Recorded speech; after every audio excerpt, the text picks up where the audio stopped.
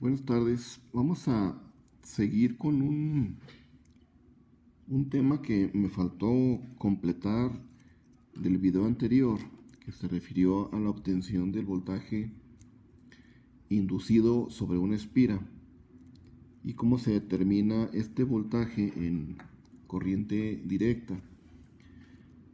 En el texto dice que si observamos la figura 7.3, se muestra la gráfica del voltaje total que se genera debido a una espira giratoria, una espira sencilla, que esta espira está expuesta dentro de un campo magnético definido como constante, ¿verdad? Dice por ahí la figura 7.3, se aprecia que el voltaje que sale de la espira es alternativamente un valor positivo constante y luego un valor negativo constante. Entonces, la pregunta que nos haríamos es, ¿cómo se puede lograr que esta máquina que produce un voltaje alternativo, primero positivo y luego negativo, cómo poder lograr que produzca ahora un voltaje de corriente directa? Porque estamos hablando de una máquina de corriente directa, en este caso una máquina simple con una espira que se va a encargar de manejar corriente directa. Entonces, el voltaje que definimos en la figura 7.3, y aquí voy a poner la figura, no quería poner la figura que muestra esta lámina para no confundir, pero la figura que aquí se muestra de la obtención del voltaje en una espira es un voltaje que está alternando de un valor positivo a uno negativo, ¿verdad? Y este voltaje pues ya lo definimos, que se obtiene el voltaje inducido como el valor de dos veces la velocidad por el valor del campo magnético por el valor de la longitud del conductor. Y posteriormente definimos por ahí una expresión que nos definía una constante dada por 2 sobre pi, multiplicamos al flujo y finalmente a la velocidad angular del movimiento de la espira, ¿verdad? Entonces estaba definido básicamente en estas tres consideraciones de constante, flujo y velocidad. Pero este voltaje que tenemos a través de la espira está alternando. Entonces este es un voltaje en corriente alterna. Pero estamos hablando de máquinas de corriente directa, ¿verdad? En este tema, número 5. Entonces lo que hace realmente la máquina es lo siguiente, que aquí lo explica en la figura 7.5a. Se muestra la forma de lograr que el voltaje alterno de la figura 7.3 se convierta en un voltaje en corriente directa. Entonces para esto, en la figura 7.5a, que aquí ustedes tienen en su material, a la espira se le agrega dos componentes que son los segmentos que tenemos aquí. Entonces, esta es la espira que va incrustada dentro de la ranura del rotor, retorna por atrás de la parte posterior del rotor, retorna dentro de la ranura del rotor y luego termina, ¿verdad? Pero aquí donde tenemos las terminales, lo que se hace es agregar unos segmentos. Estos segmentos son los que se van a encargar prácticamente de estar colectando los voltajes alternos que están sucediéndose en los dos segmentos prácticamente, porque este segmento y el AD producen cero tensión. Entonces en esta figura se muestra la manera de lograrlo, y esto es a través de dos segmentos conductores semicirculares a un extremo de la espira, y se establecen dos contactos fijos en un ángulo de tal manera que en el instante en que el voltaje de la espira es cero, estos contactos se van a poner en cortocircuito. Entonces lo que hacemos es que estos dos segmentos están básicamente de esta manera. Y cuando los contactos que tenemos por ahí encuentran a los dos segmentos, hacen contacto básicamente aquí. Pero este contacto va a estar de tal manera que cuando mi voltaje que yo estoy induciendo por acá llega a este punto, este voltaje inducido es igual a 0, ¿verdad? En este punto.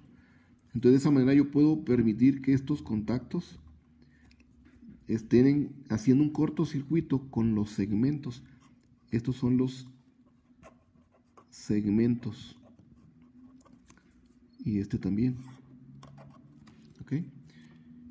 Y los contactos fijos que tenemos arriba, estos son los que llamamos escobillas o bruches en inglés. Y son los que se encargan de recolectar el voltaje de la espira. Entonces en algún momento estas escobillas hacen contacto al mismo tiempo con los dos segmentos, pero eso se va a dar de acuerdo al ángulo en que están ubicados cuando el voltaje inducido aquí cae a 0, ¿verdad? Y este punto donde cae a 0 es cuando la espira está girando y ya no está induciendo ningún voltaje. Entonces eso es lo que va a ocurrir precisamente aquí en esta gráfica, ¿verdad? Luego dice el texto que estos dos segmentos entran en cortocircuito. De esta manera, cada vez que el voltaje de la espira cambia de dirección, los contactos también cambian de conexión. Entonces la salida del contacto siempre se va acumulando en la misma manera, ¿verdad? Entonces quiere decir que aquí tenemos un terminal que va haciendo contacto con la escobilla, pero como estos segmentos van girando junto con la espira, entonces cuando venga el otro segmento, este terminal va a estar haciendo contacto con ese segmento y va a estar recolectando solamente el voltaje con la polaridad que le corresponde a ese segmento. De tal manera que este voltaje que tenemos alterno en los conductores, en realidad los contactos de las escobillas junto con los segmentos van a provocar que este pulso negativo se convierta en un pulso positivo. De tal manera que nosotros vamos a tener en realidad el voltaje inducido dado por esta gráfica, ¿verdad? Entonces el voltaje a la salida total pues va a ser el resultado de solamente pulsos positivos, ¿verdad? De tal manera que el pulso que teníamos nosotros por acá, así de la parte alterna, realmente nos lo está el contacto y el segmento, nos está provocando una rectificación, que es lo que se conoce prácticamente al conjunto de segmentos. Y ese conjunto de segmentos forma lo que se conoce como el conmutador. Por esa razón, en la máquina de corriente directa solamente vamos a tener puros pulsos positivos en las terminales del motor, ¿verdad? En las escobillas. Entonces, concluyendo aquí con el texto, nos dice en la figura 7.5b, que es precisamente la gráfica del voltaje ya con puros pulsos positivos. En este proceso de cambio de conexión se le conoce como la conmutación. Los segmentos giratorios semicirculares, que son los segmentos de conmutación, y los contactos fijos son las escobillas. Entonces, entre estos dos elementos es lo que forman los conmutadores en los motores de corriente directa. Y ese conmutador pues no es más que un rectificador realizado mecánicamente en la flecha del motor, ¿no? Entonces este fue el tema que por ahí faltó completar para finalmente llegar a ver cómo se obtiene el voltaje inducido pero en corriente directa, ¿verdad? Porque dentro de los segmentos de la máquina se están produciendo solamente tensiones en corriente alterna. Enseguida vamos a pasar al tema 5.2.5, que se refiere ahora a la producción del par inducido en la misma espira giratoria. Entonces, en esta espira lo que vamos a observar es la misma gráfica de la espira sujeta dentro de un campo magnético. Observamos los segmentos, los contactos que son las escobillas, y esto representa pues básicamente el conmutador, ¿verdad? Pero ahora lo que se va a realizar es, vamos a agregar una batería con esa polaridad, ¿verdad? Más, menos. Este es el voltaje de la batería BB, y dentro del circuito de la batería vamos a agregar una resistencia y un interruptor. Entonces, cada vez que cerremos el interruptor, vamos a provocar que exista una corriente de la batería, la resistencia, el interruptor, y se cierre a través de los contactos de las escobillas, ¿verdad? Por medio de las delgas o de los segmentos. Entonces, lo que va a ocurrir es que vamos a tener ahora una producción de corriente inyectada a la espira de esta máquina simple. Entonces va a entrar una corriente a través del punto D, va a circular hasta el punto C, del punto C pasa al punto B, del B al A, y retorna para que se cierre el circuito, básicamente. Entonces ahora vamos a provocar que en el conductor o en la espira circule una corriente, y vamos a determinar qué es lo que sucede, ¿verdad? Entonces recordemos que cuando ahora tenemos una corriente en un conductor y lo exponemos a un campo magnético, ahora vamos a tener una fuerza producida por la interacción del campo magnético sobre un conductor que lleva o conduce una corriente. Entonces, la gráfica que aquí observamos es vista de frente a la gráfica de este diagrama. Vamos a ver de frente a la espira. Entonces estamos observando que viene el campo magnético, que produce un campo magnético de norte a sur, atraviesa la espira. La espira está conformada por este terminal y este otro terminal. Entonces por atrás se cierra la espira y termina aquí en unas terminales al frente. Entonces, como tenemos una corriente que está entrando por esta terminal, esa terminal representa aquí esta cruz en el conductor, la entrada de la corriente hacia el papel, ¿verdad? Pasa por detrás, regresa la corriente, y en este conductor la corriente está saliendo ahora del papel. Entonces de esa manera se cierra el circuito para que la corriente fluya por toda la espira simple de esta máquina de corriente directa.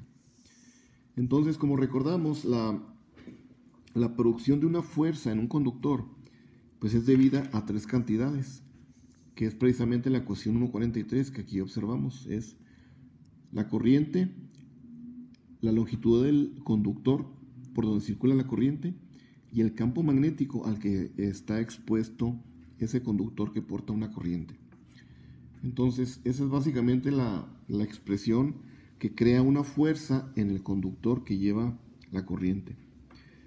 El par de ese segmento, o de cualquier segmento que esté presente en la espira del conductor, pues no es más que el producto de una distancia por una fuerza. Entonces, eso es lo que conocemos nosotros como par.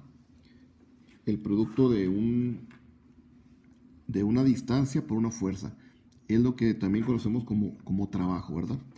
Entonces, en algún momento les explicaba en clase que en la puerta del salón de clase, la puerta está sujeta a unas bisagras. Si nosotros aplicamos una fuerza en la orilla de la puerta, pues creamos un trabajo. Entonces el trabajo está en función de la fuerza que aplico en la orilla de la puerta por la distancia que tiene la orilla hacia las bisagras. Entonces ese es un radio, ¿verdad?, que tiene la puerta. Si yo aplico una fuerza más cerca de donde gira la puerta, requiere una fuerza mayor para poder mover la puerta. Entonces estoy aplicando un par mayor, un trabajo mayor. Entonces es lo mismo que sucede aquí en la producción de par en el segmento. Entonces el par va a estar dado por una fuerza por la distancia que tiene ahí el rotor en su radio, ¿verdad? Entonces aquí el seno pues es el seno de teta, porque es el ángulo que va a existir entre el radio y la fuerza, ¿verdad? Entonces esencialmente el par va a ser 0 en cualquier punto donde la espira esté fuera del alcance de los polos.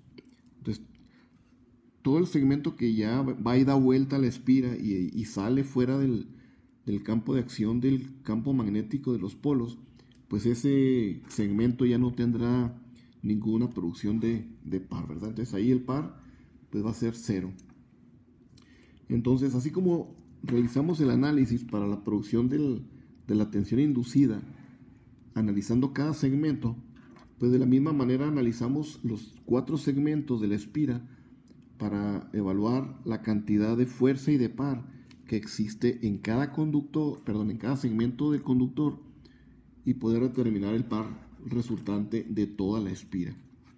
Entonces, en el segmento AB, la corriente se dirige hacia afuera de la página, ¿verdad? Entonces recuerden, el segmento AB es este segmento. Como la corriente viene en este sentido, entonces en el segmento AB está pasando de B hacia A. Es como aquí lo estamos viendo, que la corriente sale de esa página o de ese papel. Entonces la producción de esa fuerza provoca que vaya la corriente hacia afuera. El campo magnético bajo las caras polares apunta radialmente hacia afuera del rotor, de tal manera que la fuerza que se produce en el alambre pues lo va a dar esta expresión, ¿verdad? Entonces tangencialmente la dirección del movimiento lo va a dar aquí esta fuerza, ¿verdad? Entonces, si nosotros vemos la regla a la mano derecha, el vector de la corriente está saliendo hacia ustedes, ¿verdad? Y la cantidad de campo magnético está fluyendo hacia allá. Ese es el vector de campo magnético. Entonces, si nosotros movemos mi vector de corriente hacia donde está el vector de campo magnético, mi pulgar me indica hacia dónde va a ir la fuerza. Y esa fuerza pues me la indica aquí, ¿verdad? Esta variable de fuerza, que tangencialmente esa fuerza me indica que va a ir en sentido, provocar una fuerza en sentido hacia arriba, ¿verdad? O va a provocar que vaya a tener un sentido en contra de las manecillas del reloj. Entonces, la fuerza en el segmento AB pues va a ser el producto de estas 3 cantidades. La corriente que está fluyendo por el conductor, el valor de la distancia que tiene el conductor, y la cantidad de campo magnético que en ese momento tienen las caras polares del estator, ¿verdad? Entonces, el siguiente sería pues la determinación del par. Como tenemos un par ya determinado por el producto de esas 3 cantidades, pues el par de AB no es más que el producto de una fuerza por una distancia. Entonces la fuerza que ya calculamos por el producto del seno, que es el ángulo que tenemos entre el radio y la fuerza, y por el radio, ¿verdad? Entonces de esa manera calculamos el par. Como el ángulo que se va a tener entre la fuerza y el radio es de 90 grados, entonces esto se resume en una expresión dada por estas 4 cantidades, ¿verdad? Y esto va a ser en sentido contrario a las manecillas de reloj. El segmento BC es el segmento que está por detrás del rotor, ¿verdad? Como ese segmento es un conductor que va a estar en paralelo con el campo magnético de las masas polares, entonces prácticamente se cancela la producción de fuerza. ¿Por qué razón? Porque necesitamos que esas tres cantidades estén haciendo mutuamente una dirección de vectores que se encuentran perpendicularmente entre ellos. En cuanto dos de ellos se pongan en paralelo, todo lo demás se cancela, ¿verdad? Entonces, la fuerza en el segmento BC prácticamente es cero. Por lo tanto, pues no va a haber par, porque al ser la fuerza igual a cero, cero por el radio, pues tenemos cero par producido.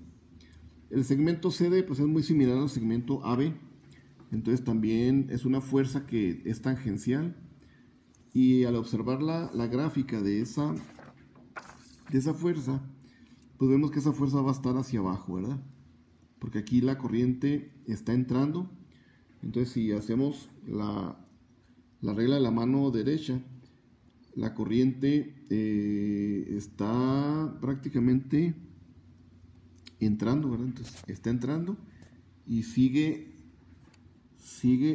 la dirección del vector del campo, y el pulgar me indica hacia dónde va la fuerza. Entonces simplemente voy siguiendo o girando el vector de la corriente hacia el vector de campo, y el pulgar me indica hacia dónde va la fuerza que se produce en ese conductor o en ese segmento. De tal manera que el segmento DA tiene, perdón, ¿cuál es? El segmento CD tiene una producción de flujo dado por esta expresión, ¿verdad? Y al final de cuentas el seno del ángulo entre radio y fuerza es 90 grados, lo que la expresión se simplifica a esta expresión, y siguiendo el sentido contrario a las manecillas del reloj. El segmento de A pues es muy similar al segmento BC, se encuentra en paralelo la longitud del conductor al campo magnético, se anula la fuerza y el par por lo tanto pues también es cero. Entonces la suma de todos estos segmentos, se suman sus fuerzas y llegamos a la misma conclusión como en el par inducido, pero en el voltaje inducido, este par es cero, lo mismo que este otro par. Perdón, creo que me equivoqué de variables, ¿verdad? Este no es cero, este es el que es cero y lo mismo que este. Estos no. Estos son los que producen realmente par, ¿verdad? Yo aquí cometí el error, pero ahí ustedes verifíquenlo. De tal manera que el par inducido que se produce en la espira es todo el par que está bajo las caras polares de la espira. Entonces va a ser el doble del producto del radio por la corriente, por la longitud del conductor y la densidad de campo magnético. Todo lo que esté fuera de los extremos polares pues no tiene ninguna producción de par. Esto pues ya lo habíamos comentado en el video anterior. El área de la masa polar se reduce a esa acción, ¿verdad? Entonces cada masa polar tiene o cubre una área que es pi por radio por la longitud. Y el flujo pues está relacionado con el área y con la densidad de flujo. Entonces el par, prácticamente sustituimos estas cantidades y nos queda resumido el par inducido bajo las caras polares al producto de una constante que es 2 sobre pi por el flujo de las masas polares por la corriente que conduce por el conductor, el conductor de la espira. Entonces, en forma simple y sencilla se llega pues a la producción de par, que nos indica que ese par se produce en la máquina como producto de un flujo, una corriente en la máquina, y que multiplican prácticamente a una constante, ¿verdad? Entonces,